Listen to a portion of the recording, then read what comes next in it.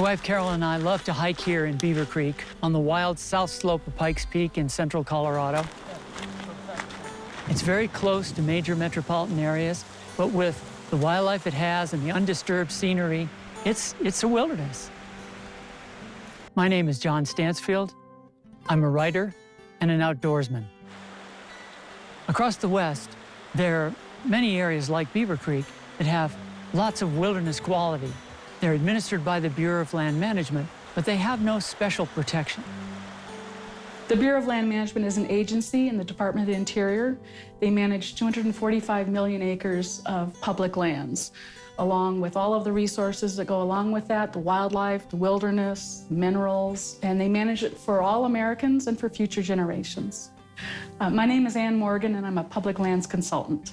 It's everything from red rock deserts to high mountain peaks to old growth forests to parts of the California coast.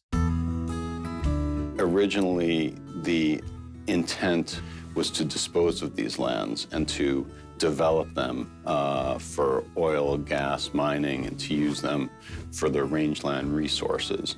And only really in the 1970s did that all change. My name is Ken Raitt, and I'm a director of the U.S. Public Lands Program at the Pew Charitable Trusts. Well, thank you. Good. I'm glad you had a good time. Yeah, we had a great time. Thank you very much. The agency has gone through a significant evolution during the 20th century. The evolution is in response to the public's love of these resources. The more people that are recreating on public lands, that are hunting and fishing and camping, the more the BLM is going to pay attention to its people who are recreating on the public lands. The culture of the BLM, I would say, is a little bit like a roller coaster. We like to joke a lot of times that the BLM is sometimes known as the Bureau of Livestock and Mining. But really that does reflect, I think, how the BLM saw itself for the early part of its history. And I think that is changing. My name is Mark Squillace. I am professor of law at the University of Colorado Law School. The BLM has a huge impact on many of these local economies, on the livelihood of people, on everything that happens in some of these local communities, because many of the counties, for example, are 90% BLM lands. So they do consider the impact that they're having. There are as many different opinions on what constitutes multiple use and sustained yield as there are people out there to tell you about them. And so from a mining company's perspective, it means one thing. For the person who wants to hike in the quiet and solitude, it means something else. And when the two come together, it's not usually pretty. The challenge for BLM managers is bring people around a table and have them start talking about what they have in common, not what they don't like about each other. My name is Eleanor Daly, and I am currently retired from the Bureau of Land Management. The Bureau's attitude is much more one of a team working together.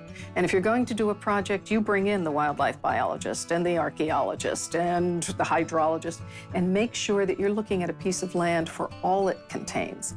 Using it doesn't necessarily mean abusing it. If I had to point to one particular thing that really changed the BLM, it was the establishment of the National Landscape Conservation System. This was a program that was put into place by then Secretary of the Interior Bruce Babbitt, and it was really a remarkable idea.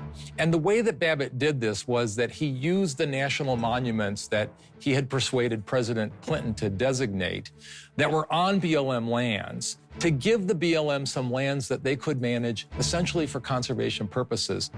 We decided there really was time to establish a conservation mission within the Bureau of Land Management. And this was really a new thing for the BLM. The greatest threats to public lands are the expansion of oil and gas development, mining, under-regulated grazing, and the proliferation of off-road vehicles. The question is whether we view our public lands as a cash register simply to generate dollar value, or whether we're going to hold them in trust for their intrinsic value, for recreation, for wildlife, for clean water.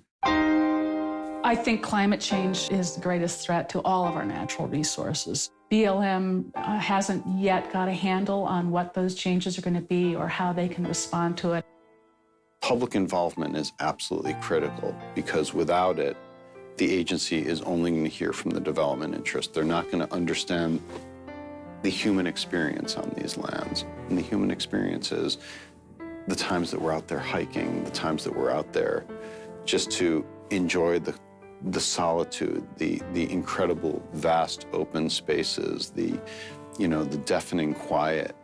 To be clear, we don't oppose all development on the public lands. There can be oil and gas development, that there can be mining, and that there can be livestock grazing and responsible off-road vehicle use.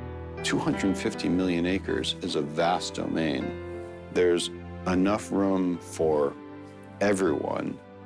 Every landscape is different, and you're going to need to manage every landscape to sort of reflect the resources that you have there. Some landscapes, it's going to make perfect sense to allow oil and gas development. Other landscapes may have some important recreational or wildlife resources, including things like endangered species or important cultural sites that should be protected. There's no ideal land use plan, but you need thoughtful agency personnel who can understand what's important. And you frankly need an educated public that can help the agency understand what's important on particular landscapes. Those of us who live here in the West are really fortunate to be able to enjoy these lands whenever we wish. But we have to remember that these lands are part of our public land heritage. These lands belong to all Americans. In 50 years, I would hope that the American public would look back on the Bureau of Land Management and what it's accomplished with a sense of pride and a sense of gratitude, and would be able to say, we gave this organization these lands, and they managed them well, and they managed them intelligently, so that we know they will be there for generations. We are grateful for the acts of preservation and conservation that they have provided. In America, we are so blessed with our public lands. You don't have to be wealthy to go out and go camping or horseback riding or hiking in some of the most beautiful places in the entire world. Where in other parts of the world, that's all privately owned. You have to be a king or a friend of the king in order to enjoy that. We're all royalty in the United States because these lands are available to all of us, and it is an incredible world treasure.